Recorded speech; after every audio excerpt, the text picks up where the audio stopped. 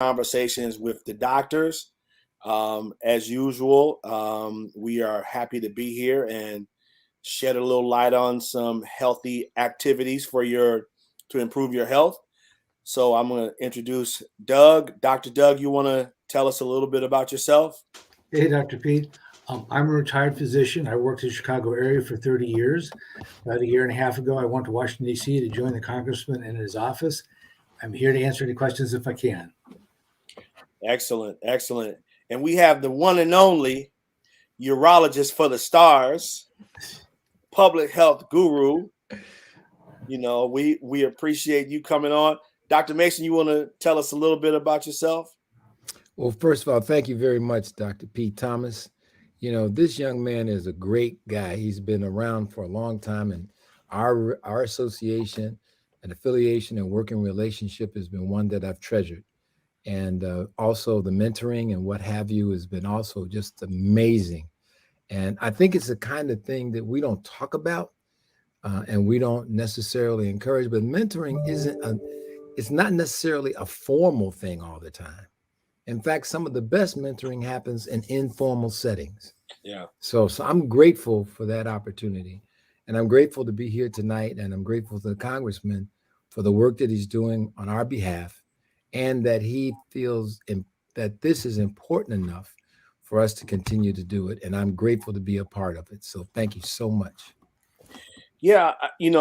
Dr. Mason, I'm glad you mentioned that because, I was telling someone recently, I saw a few medical students that I've had some contact with, and they were like so excited to see me. I guess they were studying for their step exams, and I think that they need, and I need it. The motivation and the inspiration to go through this process. We think we can do it on our own, but it was never really on your own. No.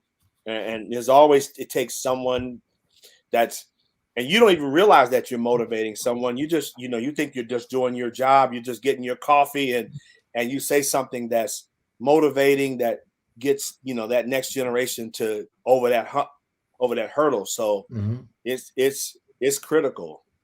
It absolutely is. I think it was Judge Pincham or somebody said, you can't be what you can't see. Mm-hmm. So people need to see examples of what they want to be and see that there are people like them that can speak to them. And everybody your kind ain't your color, and everybody your color ain't your kind. Mm. Okay. That's not me. That's Dr. Jeremiah A. Wright. But love Dr. Wright. But I'm just saying that you don't know who God is going to put in your life for what reason or what season. And we just should be grateful whenever that happens and always endeavor to do the best we can with those connections, utilizing them, because you don't know, you can't judge a book by the cover. So you don't know what people know and what they can do. So always be respectful of people, because like my mama used to tell me, say, boy, you don't know who's going to have to wipe your behind before you leave here. So you always treat everybody right. Always, always. And never have the attitude that you're looking for something from what it is that you do for them, or even for what they help you do for yourself. And understand that everybody needs everybody. I know myself, you, Dr. Pete, probably Dr. Graham as well. Everybody had somebody that was there, sometimes just to give you a word of encouragement when you felt that it was not a good time for you.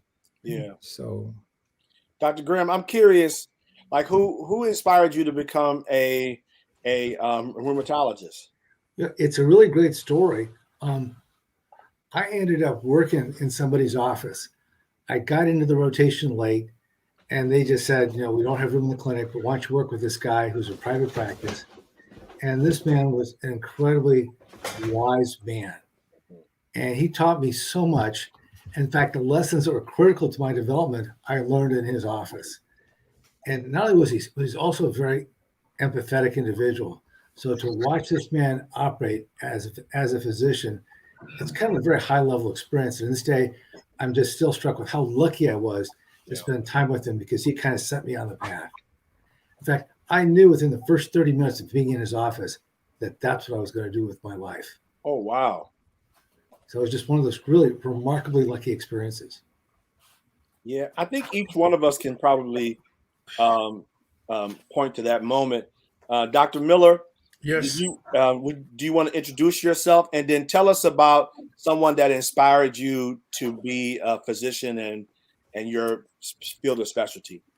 Yeah. I'm Dr. James Miller, and I'm a retired internist. I retired in 2019 from clinical medicine. Currently, I continue to try to heal the community. The first physician that I had when I came to Chicago was a black physician, and he was one of those kind of one of those wise guys that just sort of knew things that as a teenager when you go to the doctor.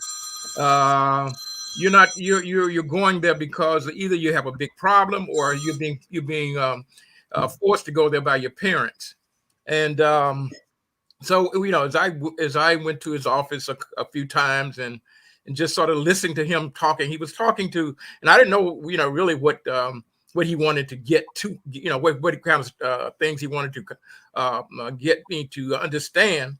But he kept giving me little nuggets of what you can do as a man, what you should do, and what you should always remember who you are. And so he was telling me stuff that that I he wasn't talking about being a physician. He was just talking about being a man. Nice. And it was that kind of thing that that was really stimulating to me, because he also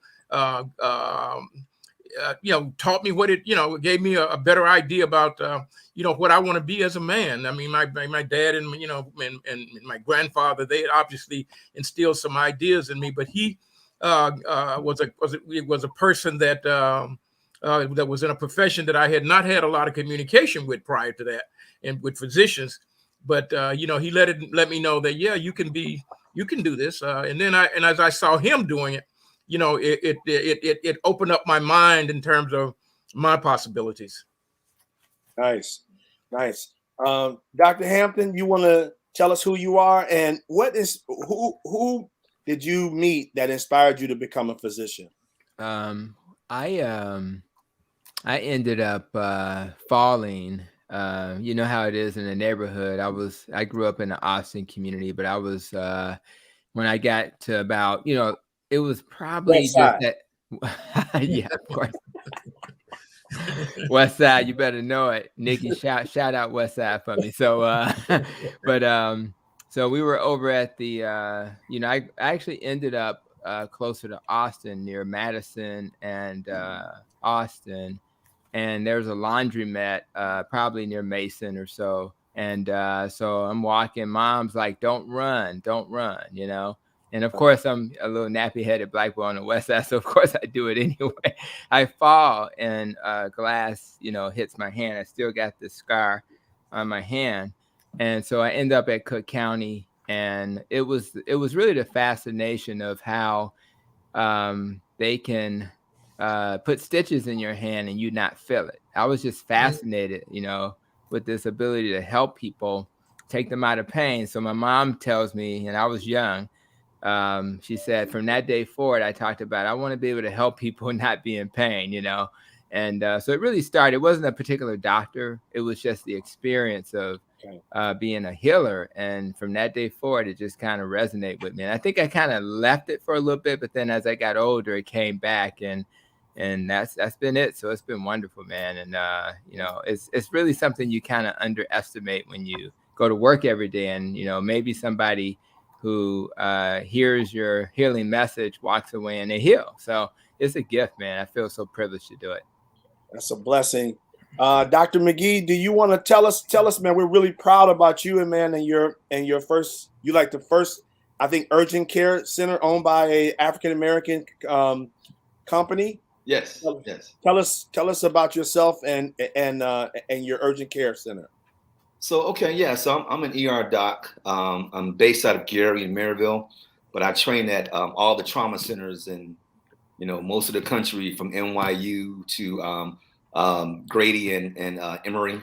Mm, And I was inspired by my mom, who was a nurse, and we grew up in nice, every project in Gary. So nice. I kind of fell into being a physician after getting my master's in public health in epidemiology and biostats from U of I. I think that's where I first met Congressman Danny Davis. I think he may have done a talk or something over there, and then I left there and went to Rush. But right now, I own my own practice in Gary and Maryville for about 13, 14 years, called Oh, Northwest Emergency Associates. We train Northwestern residents for the past 7, 8 years. And then in 2018, I partnered, sold my practice to a large ER corporation called Vituity, and basically became a full partner, which allowed me to do other stuff. And I connected with Dr. Primus, first Black orthopedic surgeon from U of C, also an ex-Chicago Bears player, and mhm. I opened up Premier Urgent Care in Hyde Park in 2018. And so here we are now. We expanded. We call Premier Health Network now, and we're basically offering internal medicine, occupational health, and integrative medicine, and trying to open up another facility on 79th and Cottage as well. So hopefully that will come to fruition real soon. Man, that is awesome. So we have the one and only Dr. Maya Green in the building. Hey, Um, Maya. hey Maya, you want to just introduce yourself to everybody, and also tell us who inspired you to become a physician. Mm.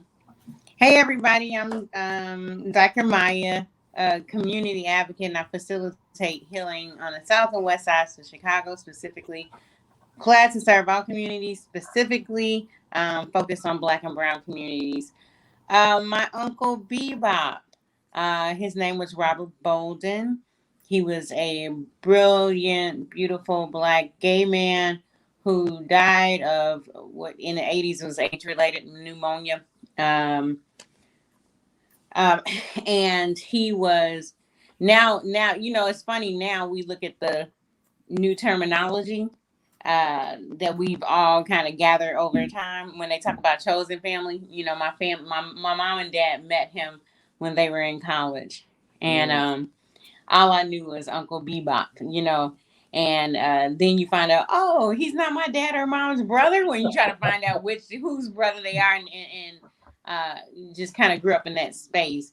In the 80s, he died of PCP pneumonia. Now we know what it is, but I remember how graceful and brilliant he was. But I also remember how being diagnosed with HIV polarized him to the point where his biological family did not come to visit him.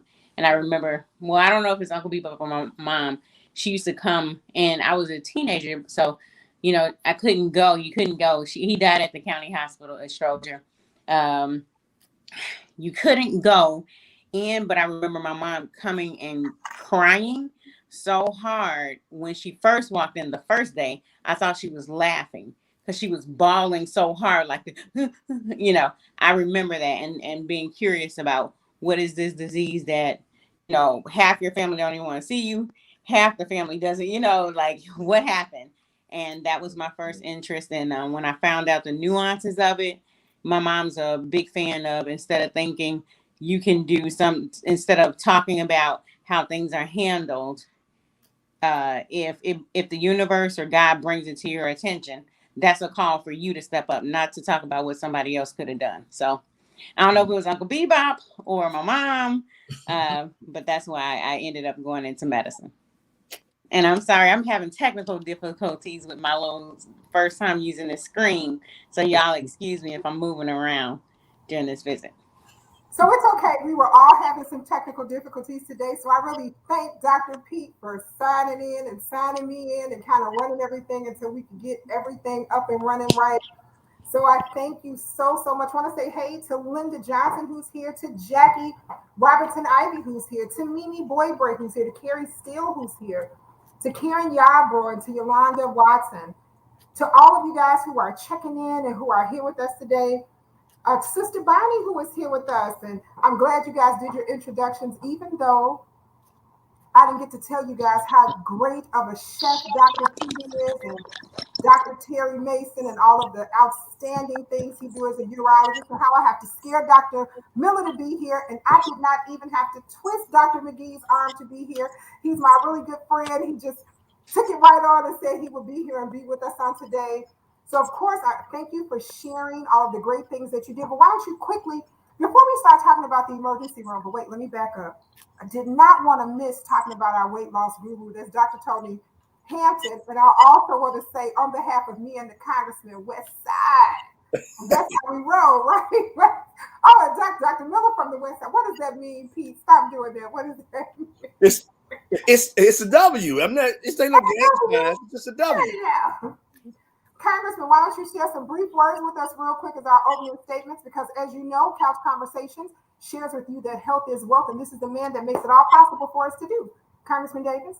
Well, I want to welcome Dr. McGee and ask him if he know my family and Gary, the Allen family, are my cousins, Doge Allen and that whole, well, those are, we discovered that we were cousins at a family reunion. And I asked him what was he doing there. He said he was at the family reunion. He wanted to know what I was doing there. And I was at the family reunion. We were both elected officials and people who knew people. I knew him, he knew me, but we didn't know we were cousins until we kind of were at the reunion. So we've had a lot of wonderful experiences in Gary. As I listen to people kind of share some of the motivation that they received, I was thinking there were so many people who were part of whatever I am. I remember the people at church, Ain't Shote and Uncle Dude. They were kind of like the two people who were the bosses at our church. And Ain't Shote was the one who was the youth leader. And she didn't have any kids, so she kind of adopted all of us. And she was a hairdresser, and I would go down to her house on Saturday afternoons and run errands for her and bring water to her clients and all that. But she also sold the Grit newspaper, and she had the Defender, and she had the Pittsburgh Courier. And I really would go down there to read these papers. And she had the Jet magazine. Well, we didn't have anything like that at our house.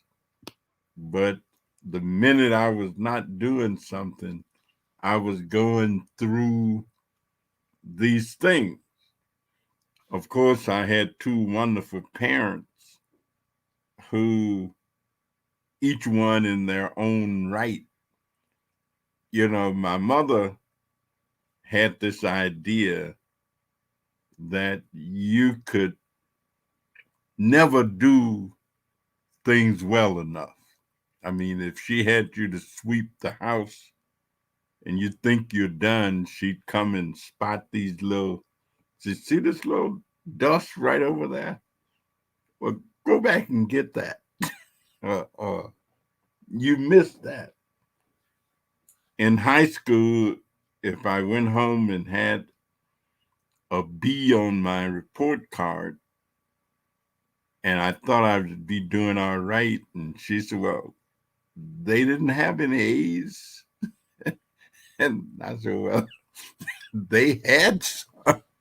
I just didn't get one. She said, well, next time, why don't you try to get an A? I'm thinking I've done all right. And my father was more laid back, but he always would give you these little pearls of wisdom and he would suggest that he and his brothers had been very fortunate because their father had died when they were little kids, and their mother had raised all 5 of them, and she was notorious in terms of a tough lady. She used to plow mules, and she did everything on a farm that a man did because she didn't have a man to do it. And she kind of raised them to be self-reliant. My daddy never believed in asking anybody to do anything that he could do for himself.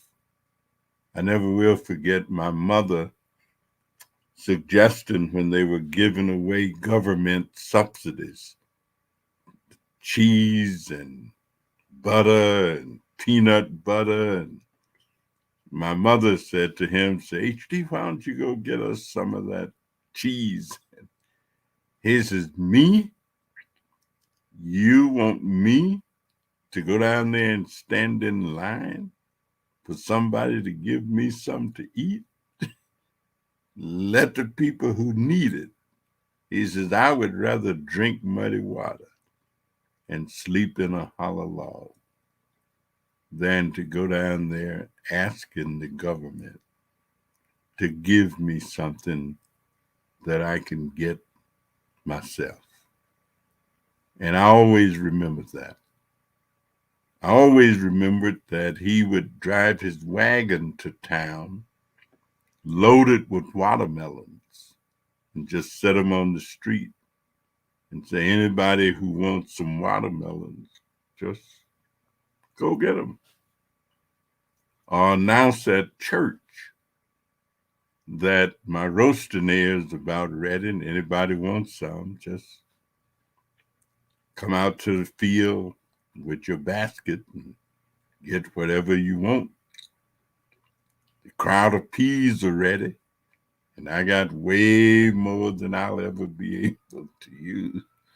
So if y'all want some, just come out and go out and pick them. And so I think those are the people who kind of inspired, motivated, and shaped me to do whatever it is that I do, to become whatever it is that I am.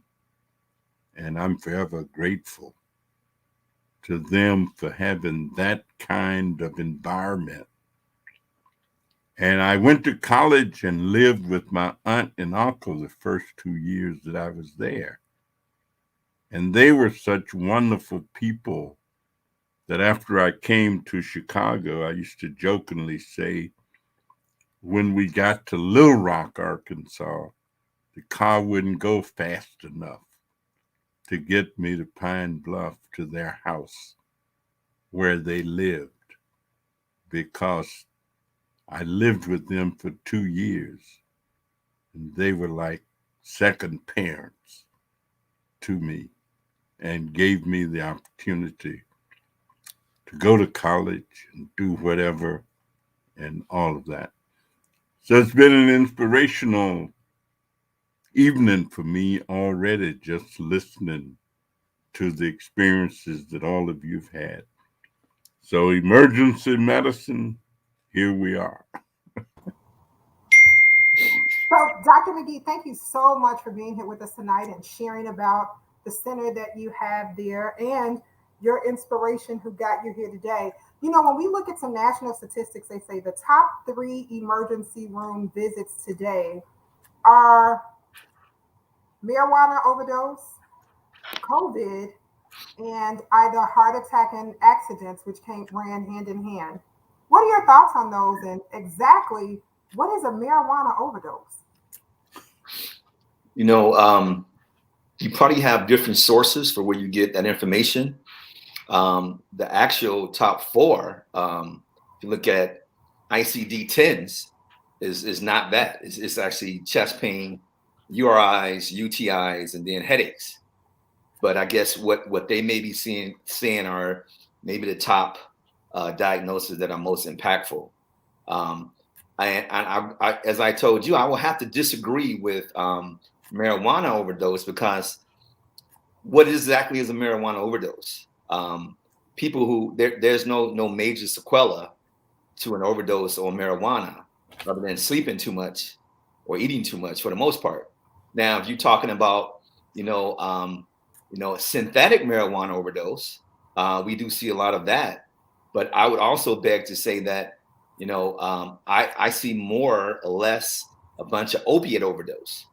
And it's different types of opiates, right? You have not only heroin overdose, which you see a lot of, but then you also see, drug prescription overdoses as well. And then you often see elderly patients from nursing home who gets overdosed from morphine or narcotics in the nursing homes.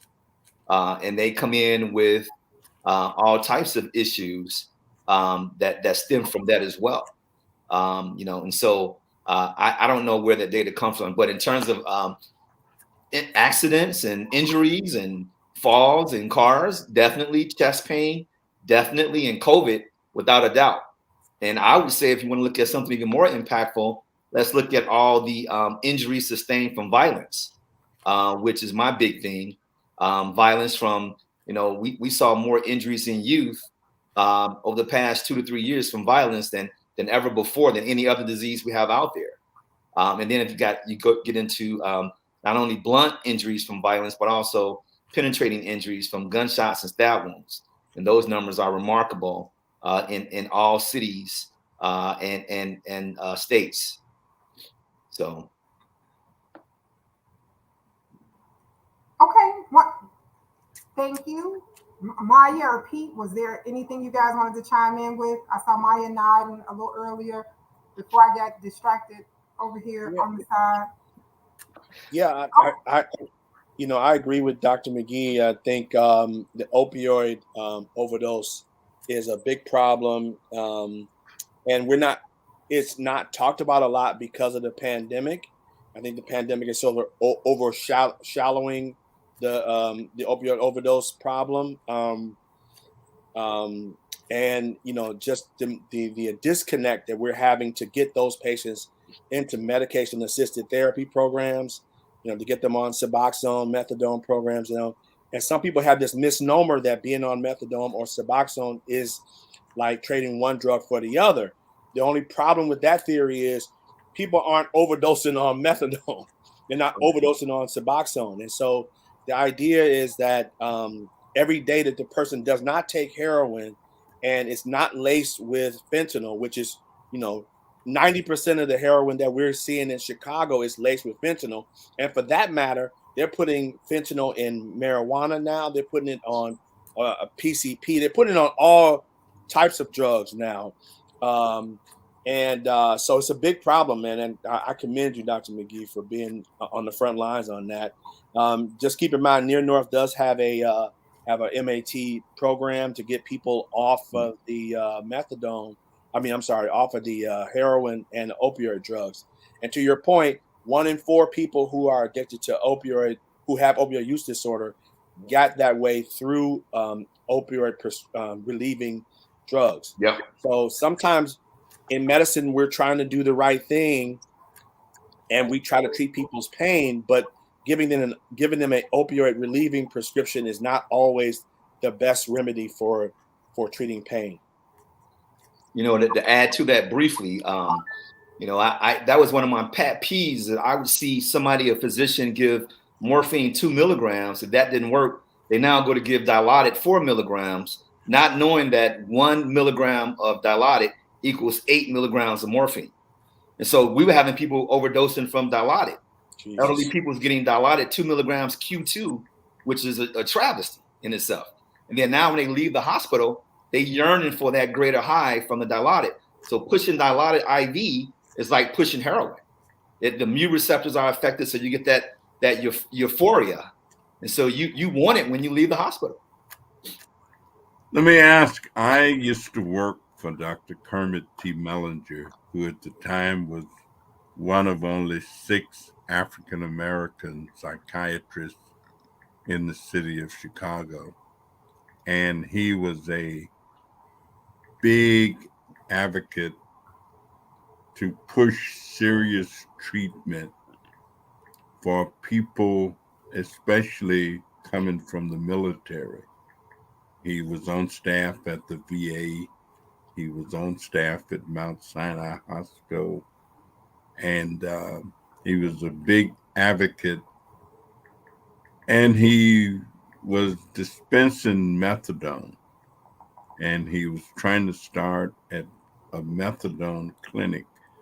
There was a tremendous amount of opposition to the methadone notion at the time. Now, that ultimately subsided some. Can anyone share why they think it subsided and what people learned that they didn't know? Now, of course, I'm talking 40 years ago. I mean, I'm talking late 1960s when I worked with Dr. Mellinger. And so it's been a long time since then. But the opposition does not seem to exist that existed at that time. Dr. Green, I know you want to chime in on this. I'm just going to say the data is so overwhelming on this. It's the data that supports that if you are on either methadone or Suboxone, your chances of survival goes up tremendously. It increases your retention rate within the treatment program. It increases your it decreases your all cause mortality. So that means your risk for dying from anything goes down as a result of you being off of the heroin or opioid prescribing drug. So it doesn't. It's just the data is overwhelming. But I will say this, Congressman. Unfortunately, data is not what drives public opinion, because we see that now based on even what's going on with the COVID vaccine. We know that the COVID vaccine works, but public opinion, people have these unsubstantiated beliefs about what they believe is the correct remedy, when that's not necessarily data driven. So I will say, one is that the data is overwhelming now. Maybe we didn't have it back in the day, but I will say too that now people are watching their loved ones, die and pass away, and then they might have, Uncle Junebug. It has been in and out of rehab, and maybe he hasn't been on methadone consistently, but he does go in and out. Guess what? Uncle Junebug is still here, and the other uncle that was never in treatment is gone. He passed away from overdose. So I think personal experiences plus the evidence-based data that exists could also be the reason why now you don't have as much opposition. I think we lost Dr. Green though. And Dr. Mason, you're muted, so we can't hear you. No, I'm saying, can you hear me now? Yeah. Yeah, I just wanted to say to Dr. McGee, and I'm actually proud of I call them the young guys. I'm old enough now that I can call you guys the young guys and ladies. We'll take it. Just for Dr. McGee, who really worked hard and brought a number of people together. Carl Tutt, president from the 100 Black Men. We had Larry Goodman there. He had Larry Goodman there, past president of Rush Medical School, Rush Hospital, and really pulled together a team of the Red Cross folks and people to do other kinds of testing.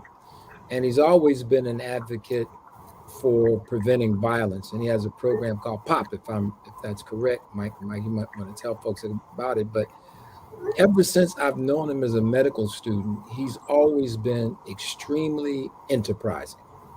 So it surprises me not that he would be part of one of the first African-American owned or recently owned urgent care centers, because too many of our people seek attention from emergency rooms, and oftentimes what they have really don't warrant emergency room care, but it's an emergency to the person. They don't know how to do that bit of triage. So I just wanted to say publicly to you, Mike, that I'm very proud of what you did, and I want to continue to encourage you to do these kinds of things. And what we need to do is get our heads together and figure out how we better leverage all the time, the effort, and the energy to make sure that we get this sort of return on that investment of time, energy, and money for the events that we put on. But just I was there pretty much the day talking to Art Norman was there. It was good to see Art that the other day. But just putting these kinds of things on, and he's been enterprising. And this is the brother that after when we used to have the medical student, Pete knows about those things, those medical student things at my house. Mike looked at and said, "Wow, this is a good idea. The people already here. They're looking for something else to do. Why don't I throw a party?" but just saying how to do that. And lastly, I want to just give credit to one other person. I didn't say this because we had already done some introductions before we start talking about who inspired you. There are two men who inspired me to go into medicine. The first one was my sixth grade science teacher, Mr. Lewis Wright, who taught me more physiology in his classes that he used to do in the Chicago Public School on the South Side, an hour before school started for any student that was interested. He would do a class for free for an hour. And I'm going to tell you something. I didn't know it then, but I didn't learn anything new in science, particularly biology and cardiac physiology, that I learned from him in sixth grade. I didn't learn anything new till I got to my third year as a bio major at Loyola University. Oh, wow. So I'm just saying that these people are we have gentle giants in our neighborhood. And lastly, my inspiration for going to medical school was I was also a member of the Nation of Islam back in the late 60s, early 70s. And my inspiration for going to medical school came purely out of the need that the Honorable Elijah Muhammad said that we need hospitals, and we need our own doctors, and we need to do for ourselves. And that was the message that resonated with me and changed my major from what I was going to be a political science major, but changed from political science to biology, stay an extra year, graduate, then end up being blessed to get to medical school. So I want to thank him because I saw myself running that hospital that he wanted to have at the site of what is now the country club over in the park. But that was to be the site. Every place that we tried to buy to have a hospital, the city took the property and made it a park. So it was unattainable for us to do. But we still need, and now we need more than ever. We used to have over 400 Black hospitals across the country. And today we have zero. So we've gone backwards. We are not doing for ourselves. We cannot continue to ask other people to do for us what we should be doing for ourselves. We're losing our businesses in our communities. We're losing all of these things. And it's no wonder that we have weeds growing up in our midst in the children, because there's been no direction, and there's nothing that they can see that is something that we did. That wasn't the case when I was growing up, and I shut up after this. I grew up, every job I had, a Black man and woman gave it to me, whether it was working in the grocery store or wherever it was. And I saw pride in these folks coming up from Mississippi, Alabama, Arkansas, coming up. They didn't have any degrees, but they knew how to count money. And they know if you bought something for one price, you had to sell it for another price in order to make some money. And we had all kinds of stores. We had cleaners, we had laundromats, we had grocery stores, we had everything in our community. And then sometime we got to get back to talking about that, because we're leaving a legacy of nothingness for our children. And we've got to do better. The fact that we don't have one hospital, and it wasn't just having a hospital. Right now, we're complaining because we don't have enough spots for training in the medical schools and in the residencies. A lot of people can't even. It's difficult to get residencies. Doctor, all you younger guys can speak to that better than I can. But I just get passionate about it, and I'm sorry for taking that much time. I don't think you learned that in medical school.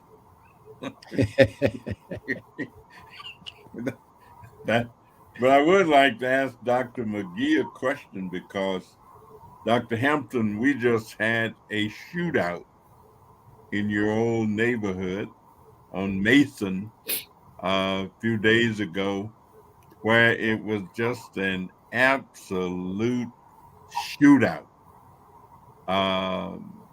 where two factions of street gangs just had an old West down home shootout. What, Dr. McGee, Dr. Mason, Dr. Hampton, what can we do from a medical vantage point do about that?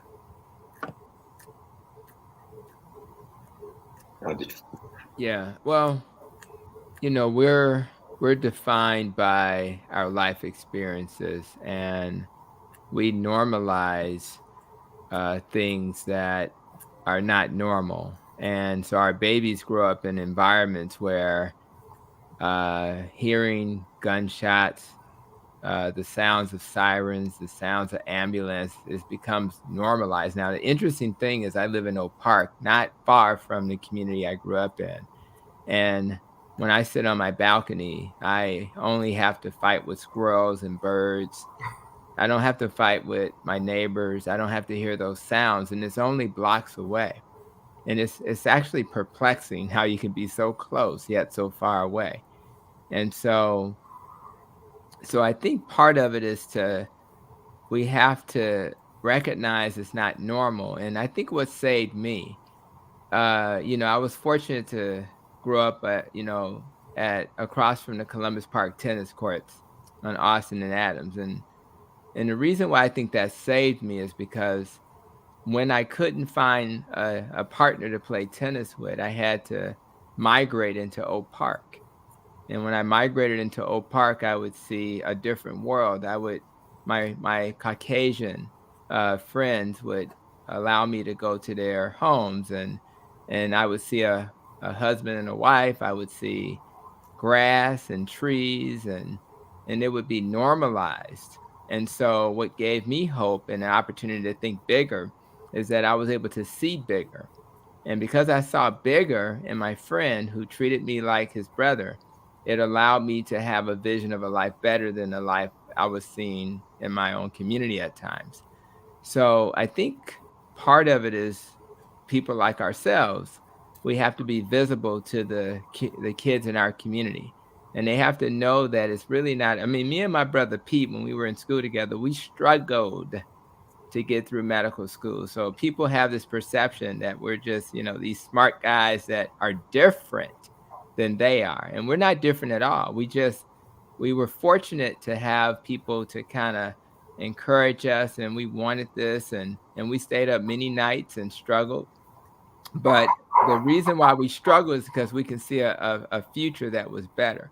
So I think that we just have to expose our babies to more of that, give them hope, because most of the people who do things that we consider bad are not bad people. They just don't have people who can guide them, coach them, mentor them.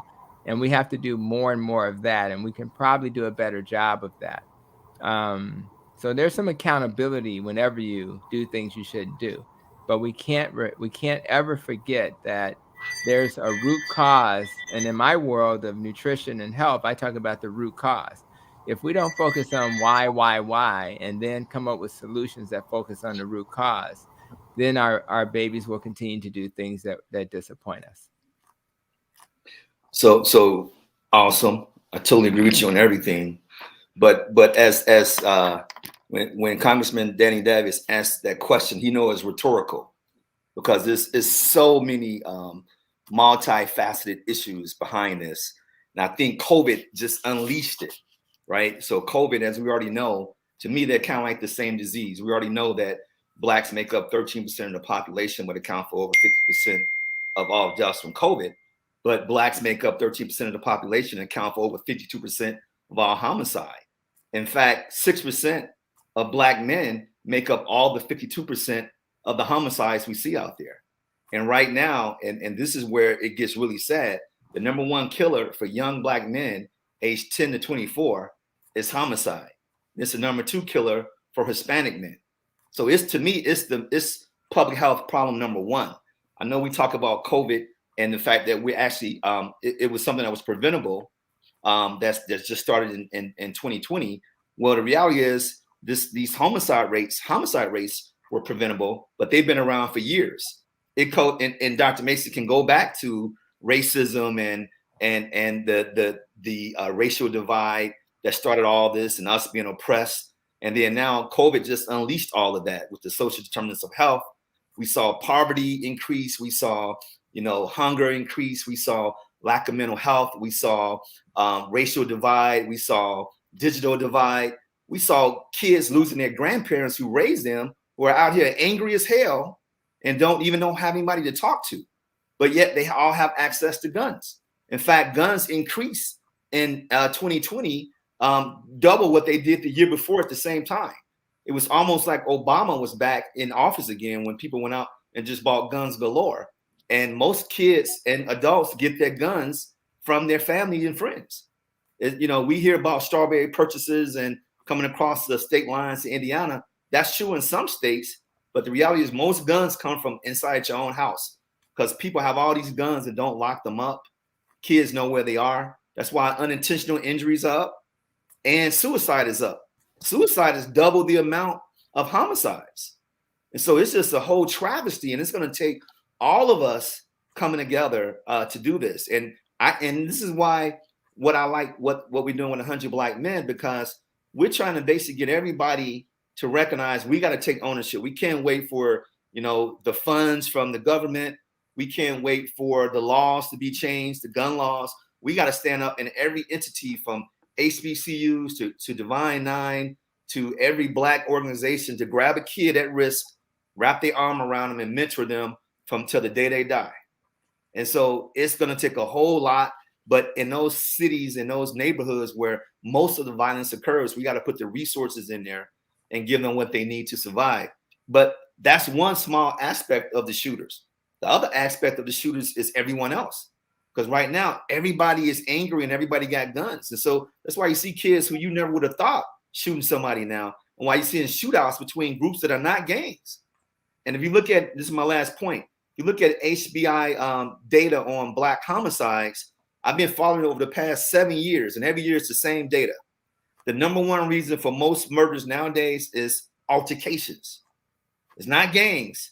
In some cities like Chicago, you have a lot of gangs. But what about Seattle and Portland and all these places where there aren't gangs? It's just people pissed, got guns, and they ready to shoot. And that's where the travesty is. There's no unity, there's no togetherness, and we're all divided. And then a couple of things. Sorry for the technical difficulties. I want to dovetail off what Dr. McGee said. We can't. I think one of the things that people in general tend to do is overlook mental wellness. Because it's not like a broke arm. I'm like, my bone is hanging out. You can see that. You're like, oh, that's not supposed to be there. And the impact that long-term survival mode of COVID, a pandemic, has on top of already minoritized kind of communities, right? So encompassing what Dr. Hampton said, Dr. Hampton mentioned going not too far to a friend's house and seeing the urban planning that went on, to input into the quality of life of his friend, and then when we look at neighborhoods that are historically overlooked, underserved, minoritized, however you want to say it, the planning, the structure, are there trees? Are there, they mention things like that, nature that brings peace to people. And a lot of times, we don't think about that. The mental health and how that's going to impact. Someone mentioned, Dr. Hampton also mentioned normalizing the sounds of sirens, right? But now you also mentioned your friend who normalized the sounds of birds, who normalized the trees, normalized everything else, and the quality of life. I remember when Dr. Ansel was on here, we were talking about poverty, and we were like, yeah, I came to we overlook kind of that kind of setting, and we say, hey, we want these people to change the narrative, but we always have to realize the opportunity to do what we can to change the narrative of a person's quality of life. I remember talking about poverty being it's a form of structural oppression. It really is. And so, kind of bringing that all together and the impact a person has over the span of their life. Someone mentioned all the way from the kindergarten, mentor them all the way up. Absolutely, because that's how inequity got here. It was structurally in place, input into communities, impacted their life from birth, right? Some, if you look, minoritized communities are born into inequity, the fetal maternal death rate, all the way to the age, Streeterville versus Inglewood, 90 Streeterville expected life to 60, little, like, not even like things that we see as little, but we have to realize they are intentional a lot of times, looking at, hey, where do we start vaccines? Well, if Inglewood's age, expected life age is 60, why are we starting them at 65? So, like kind of look at that. I want to move fast and also say this part. Sorry that I wasn't on before, and I'm actually trying to get on from my phone because my computer is having issues. But Congressman Davis, I believe you asked about the opioid epidemic and why it looks like it looks. And I don't know. I had my worst technical difficulty during that time.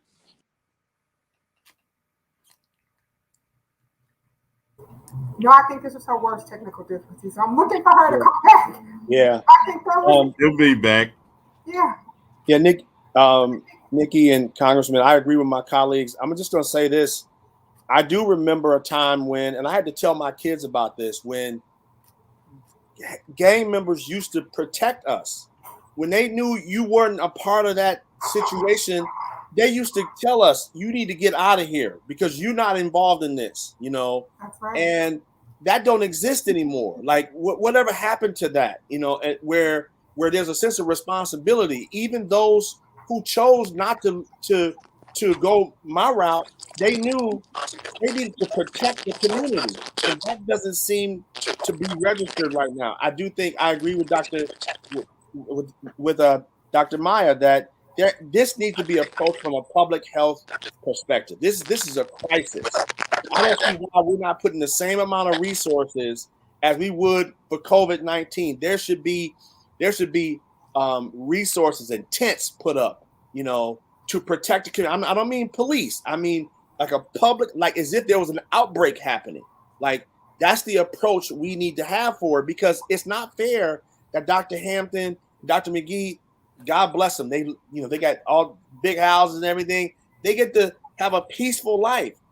But then there's some people that can't, they don't know peace. And so I think what's happening is that a lot of times with young Black men who've never known peace, their reaction to not knowing peace is to be proactive. So I'm going to hurt you before I think you might hurt me. And I think, and all of that is not, it's not right, but they've never seen anything else. So we have to approach this from a public health perspective. I mean, we need to have, and I agree with Dr. McGee. We can't wait for government to do this. Men in the community need to be present, and we need to act. we shouldn't be afraid of these young brothers. Like, why am I afraid of you? You look like me. You're no different than me. And they need to see that in my eyes. I'm not afraid of you because I know deep down you're just afraid. And how you handle your fear is to try to hurt me before you think I might hurt you. When all the while I'm just trying to get by in the store. Or I'm just trying to drive by with my car. I don't mean you no harm. And so I think it's all of that we have to take into consideration and know that these young brothers just need direction. They need to be shown that I'm not afraid of you. I'm not going to treat you any different. Now, I'm not going to kowtow to you either now. And you need to respect me like I'm going to respect you. Well, how long does it take for change to come? I think we know a lot of things to do, and some of these things are being done. I was just thinking of values. I visited 3 churches yesterday, and I don't think I saw 10. I think one of them, I was maybe the youngest person there. And I know how old I am. I think I may have been the youngest. I mean, how do we grab hold to those things that must take place if we are to see the changes that we're seeking and the changes we want to see? I mean, I am thrilled and delighted that we're talking about universal early childhood care and education as one helper. And of course, it's going to be a good length of time before those kids who are 3 years old and 4 years old get to be teenagers and adults.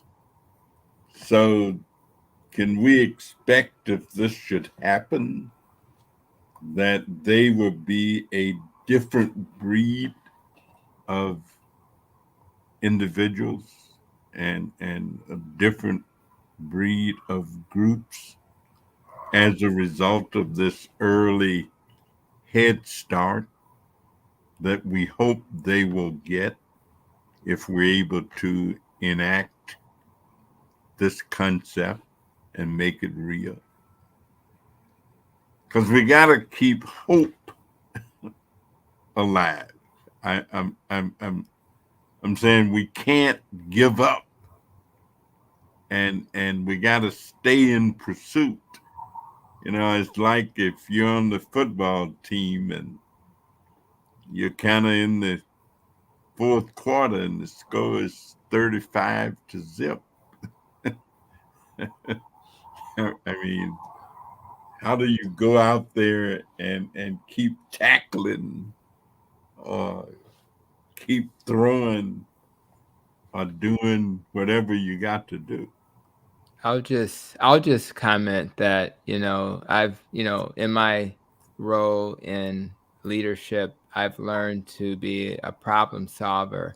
And so part of it is there are people in our community who are watching their babies do things that may be harmful to their family members. And maybe their baby can't hear us as clearly because they're entrenched in a different way of thinking, a different way of problem solving, as Brother Pete has suggested. But part of what has helped me as I interact with in the boardroom or with a patient or with a family member is to, find out what is the problem. So we have to first of all, once we have rapport and trust, and they trust that I'm here to help them and not to get something from them, I have to then say, well, let's name the problem. And once we name the problem, we then ask them, so what would you like to see different? And then once we ask that question, well, what would you change? And then once you come up with a path, and maybe you have ideas of what that should look like, then you can. And if they don't have an answer, you may want to suggest some things. And then from that, and then we create a path to improving the community. So it's a little complicated because it does take, it's a grassroots organizing Barack Obama, approach where you get volunteers in the community who care, who have bandwidth, because a lot of times people are just trying to survive. So you got to find just enough people who have a little bandwidth where they can dedicate a little time as a community, and you get together and you try to scale it. You figure out what problems you want to solve. You earn trust, and then you let the community help solve the problem, because they can see. One thing I learned in leadership is that I do not understand what's going on at the front desk of my clinic. The people at the front desk understand what's going on at the front desk. So who am I, Dr. Hampton, medical director, to tell them how to do their job? So we have to ask the community to help us. And we provide structure because maybe we have organizing skills and we have these other skills that maybe they don't have. So I think it's a complex question, but the main thing we have to do is let the community help solve their own problem by organizing, getting people together, and then supporting them with an agenda that can help us get to a better state. But we have to be patient, and we have to celebrate that we're making progress, even as we're working towards those bigger goals. Maya. I don't know what is going on. Can you all hear me? You sound good now. Yes, we can hear you now, I don't Maya. know We can what hear you. is going on. I don't know what is going on with the thing, but I tried to put it in the chat to pick up where I was, where I left off. You can trace, Congressman, the focus, and I don't know if you can see it. I put it in the chat on Facebook, and I put a chart that came from Kaiser. They talked about opioid overdose deaths by race and ethnicity, and we're not going to find anything that we didn't like. We saw with the focus and funding for HIV. It's directly proportional to how many white people are being impacted. So this speaks to the system. I don't know if I can share something. I don't even know how to get on it. That's okay. I want to try and share. I was trying to share the actual slide. I did share it in the Facebook chat. Nikki, I don't know if you all can see it, but like when it started impacting white people, then all of a sudden we're focusing on opioids and things like that. That's how hard this system will work to keep Dr. Hampton's friends narrative what it is. We can also trace it back to HIV, and it's the lot. It's so important that whether I'm a physician, a teacher, a person that's non-degree that just has the skills, like Dr. Mason was saying, it's so important that we wake up every day and infuse equity into our people's lives every way we can. Because when you trace it back, like these are the things that everybody kind of in the back of our minds, if you look at all the doctors here, nobody was surprised when I said you can trace it back to when it started impacting whites more than our Latinx or African American or different groups of people. That's when the focus and the funding came. Look what happened with HIV. When HIV was known as a gay white disease, there was all the focus, all the funding, all the education, and when the face of HIV changed, when the community most impacted, then the funding is dwindling more and more and more, and that's why the opioid crisis is it looks like if you trace back, there was always a crisis. We just know it now. The other thing I want to talk about, let's talk about the missing African American people, women, and even on the news today, if you don't believe what I'm talking about with the opioid crisis or with HIV, looking at who's missing. and who's making the news about missing, right? We didn't have like 4 or 5 African American people missing. We had two Latinx people missing, and always like 9 o'clock news, primetime news, that one person. Not to say that we should not be, and when I say it, some of my comments are like, oh, shouldn't we know? Yeah, we should know, but we should know about everybody. That is, we should know about everybody, not just one race. And so to speak, I don't know, Congressman, if you got, or Nikki, if you all can see that chart I posted on Facebook. That's from Kaiser Permanente, as they look at who's being impacted by opioid deaths. And so that's why it looks like what it looks like. That's why the notice is on it. So. Quickly, the only thing I want to say is this. We cannot look at what's happening today without looking at what happened 20, 30, 40 years ago. Mm-hmm. We cannot look at this and understand what we're going to do, because it's not a problem of today. This is an engineered problem. This is an intentional problem based on the policies around housing, around employment, around community, around resources. So we shouldn't be trying to blame the people. We need to look at the structures that impacted the people and the structures that impacted families, because the way you change the way money got distributed in the home was with the welfare system. And what did that do? Mm-hmm. What happened when we put people in these cages called projects? What did that do? There's a lot of things that were structural that we act like a lot of times never happened, but they are the root cause of the disintegration of our families. That's and right. You cannot have community without family. And I'm going to tell you that the safe place for any person first is family. And without that, we've destroyed that, which has been intentionally done, purposefully done. We are not here by accident. We are here because it was part of a plan. And if we're going to have something different, we need a different plan. Now, unfortunately, we don't plan it, but we should. And until we do, we're not going to go anywhere. We'll be talking about this 10 years from now. So this is simply a fantastic conversation, as always. And I want to thank everyone who's been chiming in. Linda Johnson, Nellie Purnell, Karen Peterson, Sandell Scott, Marion Shuck. She says, hello, Dr. Mike McGee. And also she says hello to Congressman Davis. So Tamika Thomas, who says hello to her Uncle Terry. And as she always does, she invites so many people to chime on that social media stream. Linda Johnson, to Officer Terry Conway Jackson, who is here, and a lot of the other officers who have made comments but wanted to stay anonymous, to Angela Underwood, Gail Washington, and to all of you who are here. One thing I've read as we were going down the list, Terry stated, she said, thank you. She is so glad that she is not the only one that is thinking this way. She also made a statement saying that our youth need love and that they need so much love. And I agree. We're trying to come up with all these things that everybody needs to do, but it's not about reinventing the wheel sometimes. Sometimes it's about instituting the things that we used to do.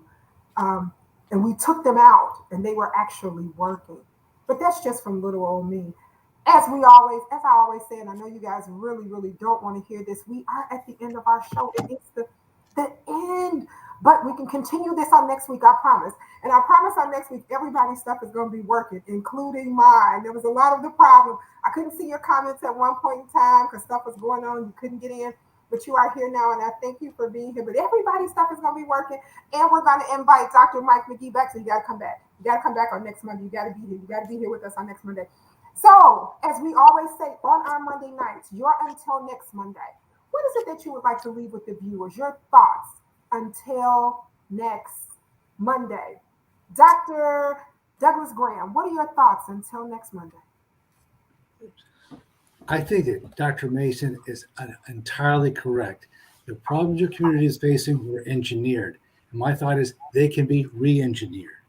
And that means if it's going to be re-engineered, you've got to get educated and you have to work to do it. So that's my thought. it can be re-engineered. Awesome. And I did not lose any of your questions. I got them. We're going to go back over them on next week. Dr. Terry Mason, you're until next Monday. Well, I'm just wish that we all could begin to think about what we individually and our families can do to help re-strengthen our families, to bring those bonds back together, and to leverage those people that want to help us to do that. And I agree very much with what Doug said, because ain't no Calvary coming. All right. Dr. Tony Hampton, you're until next Monday. I would just ask everybody listening to find one person to mentor. We just, you'd be surprised how your words, just the fact that, as Brother Pete said earlier, they can look at your eyes and tell when you care, right? So just find one person you can mentor. And if you feel that that's not your skill set or that you're not comfortable, find somebody that can mentor them. And you'd be surprised how that little act of kindness could literally be the one little thing that'll move them in the right direction when they're at the fork in the road and they have to make decisions. It may be that mentoring that'll actually move them in the right direction. So that's my words for the evening. That is simply outstanding. Dr. Pete Thomas, you're until next Monday. So I think until next Monday, I would just encourage people to think about this story. I'm going to tell you, there's a professor that interviewed a Navy SEAL commander. And the Navy SEAL commander, he asked the Navy SEAL commander, between performance and trust, which one is most important? And the Navy SEAL guy drew a axis, X-axis and a Y-axis. And he said, obviously we all want the person that's high performing and that has a high level of trust. He's like, but if I had to choose between someone that's high performing and I could not trust the guy, he said, now how I define trust is trust. I can trust someone with let's say my car. He said, but if I can trust you with my kids and my wife, then that's the level of trust that I need from you. He said, so we'd rather have somebody that's mid-performing or low-performing, but high trust.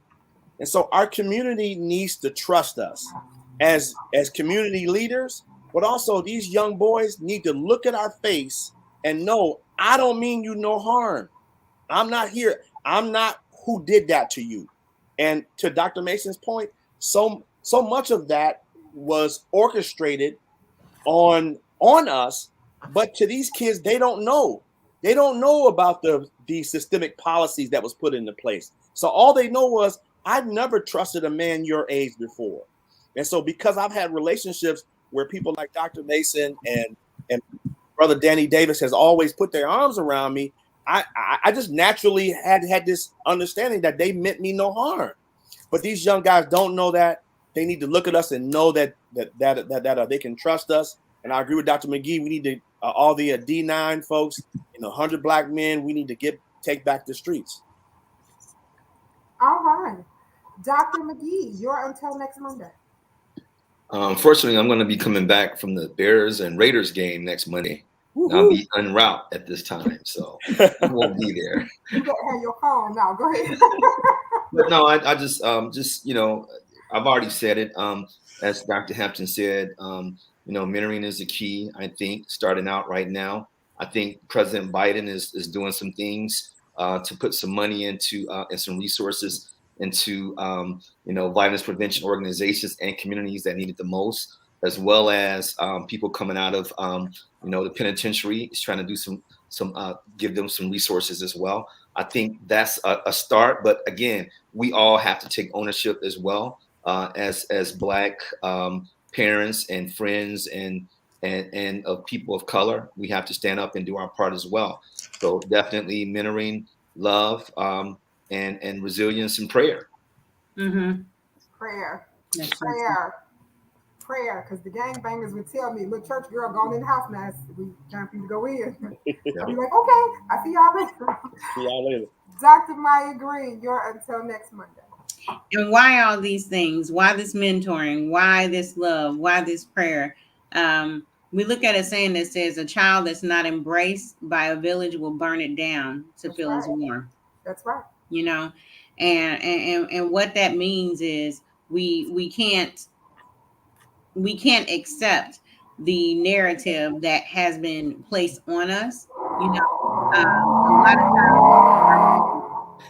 times, for those of you all that haven't seen any of the births of the nation, there's a narrative of specific black people, specifically black men, that tell you got to be afraid. When you think about the gun violence, like, oh, it's them, all this other stuff. They don't think about who put those guns in the community, who, like, black men are criminals. They're not telling you who calling the police and putting them in jail and then trying them and finding them guilty for not for this much when other people are then being this much and then labeling them criminals. This narrative, and so why do we need our 100 black men, things like that? Because again, we need people to look people in the eye and say, I'm you, I'm not afraid of you. There's something called post-traumatic slave syndrome. That person, that young man may not know what happened 50, 100 years ago, but that trauma still rests, not only because of the things that happened centuries ago, but what happened to them yesterday. What happens when we grabbing our purses and doing that fake smile, that kind of thing. It's traumatizing. It's traumatizing. So 100 black men, all these all these things, these mentorships, these prayers, this love, because these are our future kings, and our future queens. And a child that's not embraced by his village will burn it down to feel its warmth. And that's what we're seeing right now. So true. So true. Want to remind everyone to mask up, get vaccinated, and stay safe. Can't tell you that enough. Mask up, get vaccinated, stay safe. Don't forget how to wash your hands properly. As Dr. Maya always tells you, don't forget those thumbs, so make sure you wash. And don't forget those thumbs, get in there. And then, as Dr. Hampton would always do, we want to remind you guys to wear your face coverings. As Pete is, I don't know what's going on with Pete, but wear your face coverings. Make sure you wear your face coverings. Usually, Dr. Hampton has his, and he's reminding you to wear your face coverings over your nose and your mouth. It is so important to make sure that we are doing those, and to wear the proper face coverings is even more important. And as we have our closing statements by our Congressman, thank you so much, Doug, for doing that. Want to always remind you to join us right here on Monday nights, same bat time, same bat station. Congressman, our closing remarks for the evening. I remember Adam Clayton Powell, who at one time was the pastor of the largest black church in America. He also was the premier black politician in the United States of America at that time. And Adam Clayton Powell's favorite words were, "Keep the faith, baby." He made that slogan famous. And when I think of how competitive living in our society is, where there are organizers organizing young people not to trust older people, where there are organizers suggesting to young people that the older black generations are traitors who have sold out black life and black heritage, who are pushing the concept that older black generations are indeed failures because they have failed us. And being in the public environment, I hear this almost every day.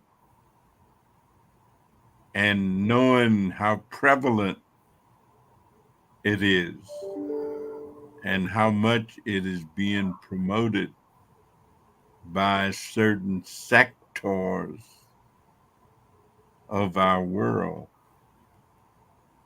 I'll just say thank you to all of you, and also say what Adam would say. Keep the faith, baby. Because if you don't keep the faith, then you give up. And we can give out, but we can never give up. And so I thank you all for another great Monday evening. And I look forward to seeing you next Monday. And Dr. McGee, it's a real pleasure having you with us. Thank you all. Thank you so much, sir. Good All night. right.